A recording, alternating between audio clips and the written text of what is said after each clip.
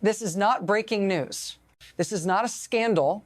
This is not about one person. This is about something quieter than that and much more dangerous. What you are watching right now does not look like collapse. It looks like noise, crowds, tension, confusion, movement. But history rarely ends with a bang. It ends when the systems we assume are permanent stop working. Not all at once, not loudly, but precisely. There is a kind of failure that doesn't announce itself. It doesn't need speeches or declarations. It happens when the machinery that keeps a country breathing begins to stall. When circulation slows, when arteries harden, and here's the uncomfortable part. Most people don't notice that kind of failure until it's already irreversible. If you stay with me, I want to show you how power actually collapses. Not symbolically, not emotionally, but mechanically, because once you see it, you can't unsee it.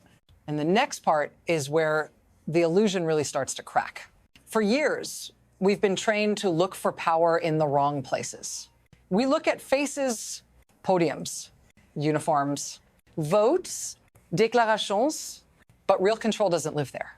Real control lives in systems, in flows, in who decides what moves, when it moves, and who gets cut off when it stops. Money, energy, food, arts, access. A government can survive being hated. It can survive being mocked. It can even survive being feared. What it cannot survive is losing control over circulation. Because the modern state is not an idea. It is a machine. And machines do not respond to ideology. They respond to inputs. When inputs slow, loyalty becomes expensive. When inputs stop, loyalty disappears. This is why moments like this are so often misread. People focus on the noise. They miss the math, and the math is already shifting, quietly, structurally. In places most people are not looking yet, that's where the next turn happens. And once it starts, it doesn't ask permission.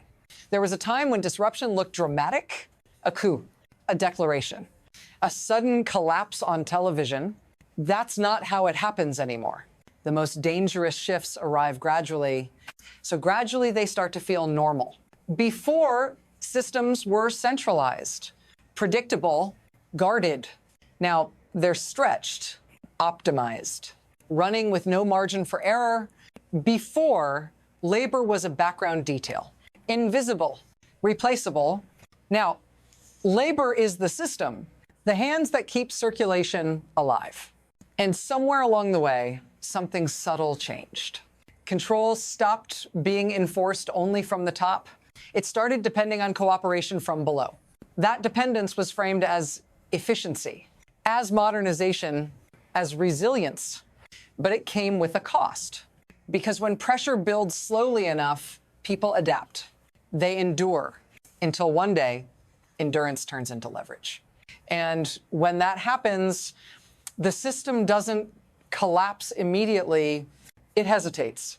That hesitation is not visible on the surface. But underneath, something critical has already shifted, and that shift is about to surface. Then the system flinched, not in the capital, not on television, but at the edge of the map, where the country touches the world, a place designed for movement, for exchange, for silence. Workers stopped working. Cranes froze in place. Gates stayed closed. Ships waited offshore with nowhere to go. Nothing loaded, nothing unloaded. This wasn't a protest in the usual sense. No speeches, no demands shouted into the air. It was something far more precise than that. Because when the people who operate a system step away from it, the system doesn't argue. It doesn't negotiate. It simply stops. And that's when the panic began to surface. Quietly, inside the machinery itself, uniforms disappeared. Authority blurred into the crowd. Control became difficult to locate. If you're trying to understand why moments like this matter, don't look at the slogans. Look at what isn't moving anymore and ask yourself this. What happens to a state when its main line to the outside world goes dark? Stay with me. because what stopped next was even harder to restart. This is the part most explanations skip, because from the outside, a stoppage looks temporary, a delay, an inconvenience. From the inside, it's something else entirely. Modern states don't store resilience. They rent it. Food arrives just in time. Fuel flows just enough. Parts are replaced only when they fail. That efficiency looks like strength. Until the moment coordination breaks. When circulation stops, damage doesn't distribute evenly. It concentrates. Those at the top can wait. Those with access can reroute. Those without absorb the shock. But there's one group that cannot absorb it. The institutions that depend on constant input to enforce order. Vehicles need fuel. Surveillance needs power. Command needs communication. When those inputs falter, authority becomes theoretical. This is how the system actually works. Not through fear alone, but through uninterrupted logistics. And once that continuity is broken, every hour compounds the loss. Not linearly, exponentially, which is why the next failure didn't arrive slowly. It arrived all at once. Then another system went quiet, valves closed, pressure dropped, meters stopped moving, production halted, not symbolically, physically. This wasn't a strike you could wait out. It wasn't a negotiation tactic. It was a shutdown. Cash flow slowed, then stuttered, then vanished. The promises that held loyalty in place suddenly sounded expensive and delayed and uncertain. Orders came down the chain, but chains only work when both ends still believe in them. Security hesitated, not because of fear, because of math. No foil, no overtime, no certainty. You could feel the tempo change, shorter days, longer nights. When systems that generate money and systems that enforce order fail at the same time, something fundamental breaks. Not all at once, but fast enough that no one can get ahead of it. And this is the moment most regimes never recover from. Because from here on, collapse stops being hypothetical. This is the point where this stops being abstract. Because this is where you enter the picture. When systems fail at this level, they don't fail politely. They fail at home. Shelves thin out. Hours get shorter. Lines get longer.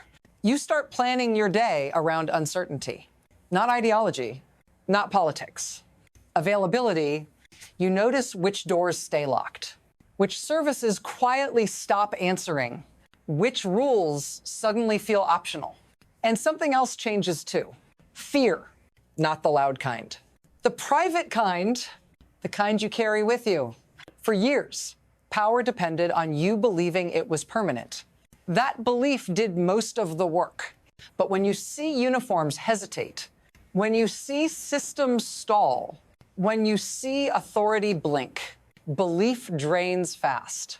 If you've ever wondered how ordinary people end up reshaping history without a single vote being counted, this is how it starts. Not with courage, with calculation. If this feels uncomfortably close, it should. Because what happens next doesn't stay contained. And you don't want to look away right now. Systemic failures don't respect borders. They move outward through contracts, through supply chains, through assumptions that were never designed to be tested at once. When a critical node goes offline, the shock doesn't travel in a straight line. It ripples. Routes that were supposed to be permanent suddenly need alternatives. Energy that was assumed to be cheap becomes scarce. Timelines collapse. Partners go quiet. Not out of loyalty, out of caution, because instability is contagious, and no system wants to catch it. What makes this moment different is speed.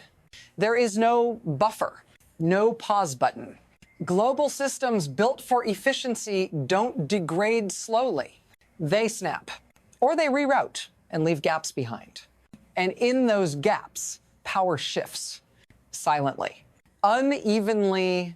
What was once a local failure is now a stress test for everything connected to it. Trade, energy, security. And the most dangerous question isn't whether others will intervene.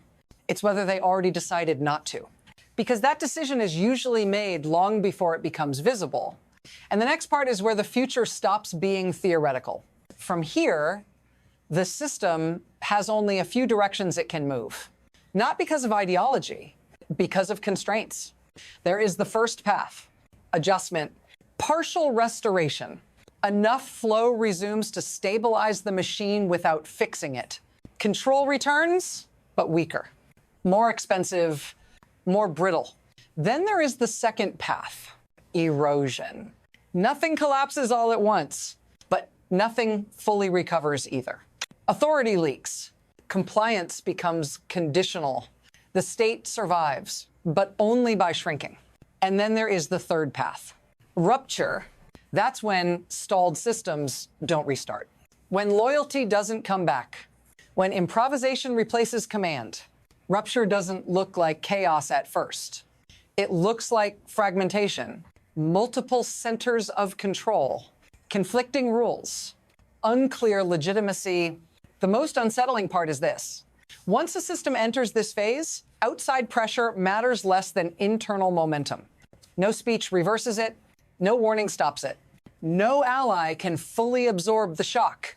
Which path this moment takes isn't decided by declarations. It's decided by what resumes and what never does. And that brings us to the final question. Not what will happen, but whether anyone is still in a position to stop it. There's a temptation at moments like this to look for a conclusion, an ending that makes sense, a lesson that resolves the tension. This isn't one of those moments. Because systemic failure doesn't announce its final form. It reveals itself through what never comes back online. A port that stays quiet, a valve that never reopens, a chain of command that keeps hesitating. History doesn't turn when someone declares victory. It turns when enough systems stop responding to authority at the same time. And the most dangerous part is not what's visible. It's what's already been decided quietly. By logistics, by incentives, by exhaustion. If you're looking for reassurance, you won't find it here. What you should be looking for is continuity. What resumes, what doesn't, because the next phase of this story won't be announced. It will be felt. And if you want to understand where this goes next before it becomes obvious to everyone else, stay with me. This is not the end of the story. It's the point where paying attention becomes essential.